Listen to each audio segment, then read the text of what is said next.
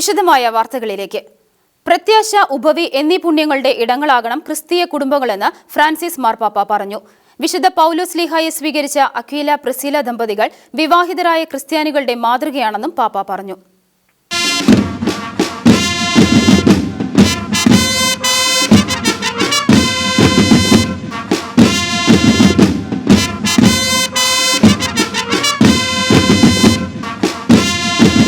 ഇന്ന് മാർപ്പാപ്പയുടെ പൊതുസന്ദർശനത്തിൽ തൻ്റെ പ്രബോധനാധികാരം ഉപയോഗിച്ച് ലോകം മുഴുവനിലുള്ള വിശ്വാസികളെ ബൈബിൾ പഠിപ്പിക്കുന്നതിൻ്റെ തുടർച്ചയായി നടപടി പുസ്തകത്തിൽ കോരിന്തിൽ വചനം പ്രഘോഷിക്കാൻ പോയ വിശുദ്ധ പൗലോസ്ലിയെ പറ്റിയും അപ്പസ്തോലനെ തങ്ങളുടെ വീട്ടിൽ സ്വീകരിച്ച അക്വീല പ്രിസ്കില്ല ദമ്പതികളെ പറ്റിയും മാർപ്പാപ്പ വിശദീകരിച്ചു. വിവാഹിതരായ ക്രിസ്ത്യാനികളുടെ മാതൃകയാണ് ആദിമസഭയിലെ വിശുദ്ധ ദമ്പതികളെന്നും ഓർമ്മിപ്പിച്ചു. കോരിന്തിൽ നിന്ന് എഫെസസിലേക്ക് പോയ ശ്ലീഹായെ അനുഗമിച്ചവരാണ് ഇവരെന്നും ഓർമ്മിപ്പിച്ചു.